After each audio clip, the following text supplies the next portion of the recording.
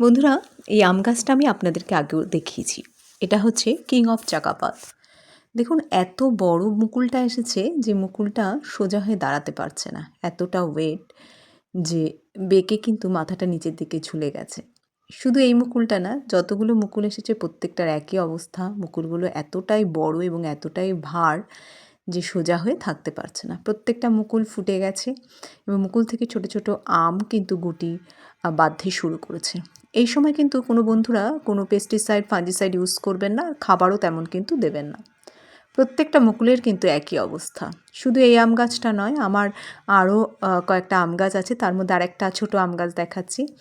এই গাছটাও কিন্তু প্রচুর পরিমাণে মুকুল এসেছে দেখুন, এবং প্রতিটা মুকুল কিন্তু সুন্দরভাবে ফুটে গেছে।